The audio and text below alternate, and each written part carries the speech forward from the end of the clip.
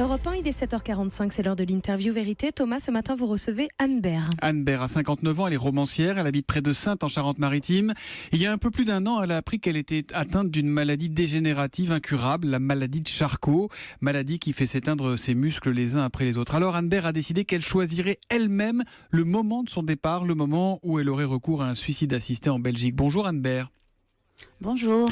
Il est tôt, quand le réveil a sonné ce matin. Est-ce que vous vous êtes dit un jour de gagner sur la maladie ou au contraire que vous vous rapprochiez du grand départ? En clair, est-ce qu'il y a encore chez vous une petite place pour l'espoir? L'espoir, non, il n'y a pas de place pour l'espoir puisque c'est une maladie totalement incurable et on ne peut pas la soigner, il n'y a pas de médicaments pour guérir. Donc je n'ai aucun traitement aujourd'hui, non, il n'y a pas d'espoir, à moins d'un miracle, mais je ne crois pas suffisamment en Dieu pour avoir cet espoir-là. Cette décision de vouloir mourir, vous l'avez prise dès que les médecins vous ont annoncé que vous étiez atteinte de la maladie de Charcot? Non, ça n'a pas été une décision que j'ai prise ce jour-là. C'est une vision d'existence que j'ai toujours eue, qu'on pouvait décider de sa vie et de sa mort. Elle nous appartient, ma mort m'appartient, elle n'appartient pas à Dieu, je tiens à le dire parce que c'est tellement seriné aujourd'hui. Mais j'ai su, oui, que je n'irai pas, que je ne rentrerai pas dans ce que j'appelle le tunnel de la mort, c'est-à-dire dans une déchéance du corps qui ne peut plus rien faire. Je ne me laisserai pas emmurer, enfermer. Non, je ne ferai pas ça. Vous êtes une épouse, Anne Baird, vous êtes une mère de famille aussi. Cette décision, vous l'avez prise seule ou vous l'avez prise ensemble? C'est une décision qu'on prend seule, enfin je pense, je l'ai prise seule. Et je m'en suis ouverte à ma famille.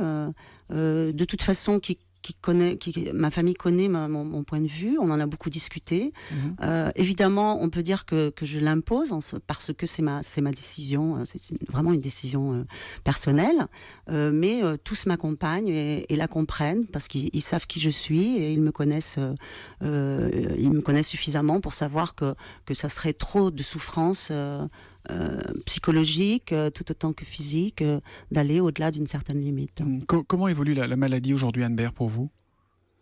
Elle évolue, c'est insidieux parce que c'est chaque jour un peu plus, c'est pas spectaculaire, c'est pas par palier, c'est chaque jour un peu plus et chaque jour m'empêche de bouger mes bras, mes mains, mon cou me fait très mal parce que ma tête n'a plus suffisamment, enfin le cou n'a plus suffisamment de muscles pour la tenir et mes jambes aussi faiblissent, oui. Et vous arrivez à profiter un peu de la vie ou le compte à rebours est-il toujours là dans un coin de votre tête? Non, je profite à fond, enfin tout au moins comme je peux en profiter avec tous mes handicaps. J'en profite chaque jour, oui, je goûte chaque jour à sa juste valeur. Un jour prochain, vous partirez donc en Belgique pour ce dernier voyage. Est-ce que vous savez quand ce sera? Est-ce que vous l'avez déjà décidé, ça? Non, oui, j'ai décidé du terme, la limite que je me suis fixée. Je n'entrerai pas je ne veux pas rentrer dans ce tunnel qui pour moi me terrorise. Donc ça sera mon corps ou la maladie qui va décider de ça. Tant que je peux, je l'ai répété maintes fois, tant que je peux porter de la nourriture à ma bouche, ou tout au moins que ma bouche se rapproche de la nourriture, et tant que je peux faire mes soins très, très intimes, je serai encore debout, oui, et quand je ne pourrai plus, je mettrai en œuvre tout ce qu'il faut pour en finir. Oui. Alors ce sera quelque chose de difficile là encore pour vous bien sûr, pour vos proches, pour vos amis, pour la famille. Est-ce que c'est quelque chose que l'on peut, et je mets vraiment des guillemets, qu'on peut partager ce moment où vous irez en Belgique, vous ferez le chemin, vous ferez la route? Partager, oui, je ne ferai certainement pas ce chemin toute seule, bien évidemment. Mes plus proches m'accompagneront. Et puis après, je dis que chacun fera ce qu'il pourra, parce qu'aujourd'hui, c'est une chose qu'on ne peut pas. Autant ma mort est planifiée, programmée, mais je ne peux pas, et personne ne peut, même autour de moi, programmer l'émotion qu'il aura au moment où il faudra agir. Donc chacun fera comme il pourra. Votre histoire nous touche évidemment, Anne Baird, mais elle est aussi très intime.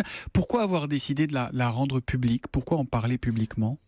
Alors effectivement, c'est une histoire très intime, mais moi, de ce combat qui est perdu parce qu'il n'y a pas un médicament aujourd'hui pour me soigner, la médecine, la science ne sait pas me soigner, comme toutes ces maladies orphelines et rares, mais c'est un combat que je veux faire collectif parce que c'est ce que j'appelle la double peine. Moi, je sais que je suis condamnée par ma maladie, mais en plus, je dois chercher une porte de sortie hors du pays, hors de mon pays, parce que je ne peux pas le faire en France. Et vraiment, c'est une horreur de devoir faire ça. C'est une horreur ajoutée à l'horreur de la maladie. Et si je pouvais, ne serait-ce que faire un tout petit quelque chose pour que cela ne se reproduise plus à l'avenir, que les gens puissent finir leur vie tranquillement, le plus sereinement possible, entourés des leurs, dans leur pays. Vous en voulez Alors, c'est pour ça que j'ai porté. Vous en voulez à votre pays, vous en voulez à la France de ne pas vous permettre de mourir chez vous, ici, puisque la loi française interdit l'euthanasie ? Oui, absolument. J'en veux surtout à François Mitterrand, excusez-moi, à François Hollande, François Hollande qui l'avait mis à son programme. Moi, j'ai voté François Hollande. Je pensais vraiment que c'était une conviction. Or, c'était une promesse électorale. La loi Leonetti n'est en rien semblable à la légalisation de l'euthanasie et du suicide assisté. Alors oui, je lui en veux terriblement parce que il est responsable de cette double peine que je subis et voilà. Et oui, je le juge responsable. Et vous avez interpellé tous les candidats à la présidentielle pour que la loi évolue sur le sujet. Benoît Hamon, Jean-Luc Mélenchon et Philippe Poutou sont les trois seuls candidats qui souhaitent que cette loi évolue. Je vous écoute, Anne Berge, je vous trouve admirable de courage, de détermination, impressionnante en fait, je vous le dis. Vous ne flanchez jamais ?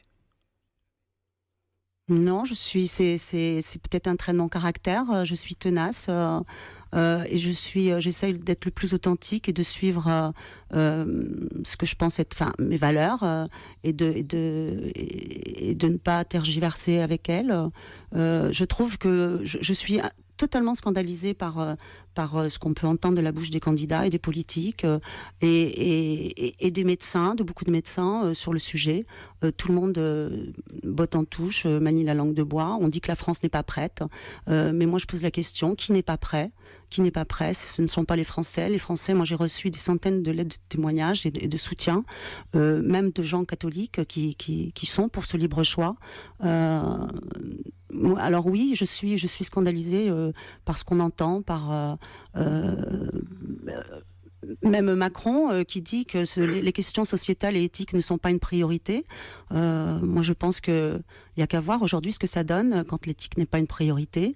Une société, ça fait partie des fondamentaux de la vie, comme l'abolition de la peine de mort, comme la légalisation de l'IVG.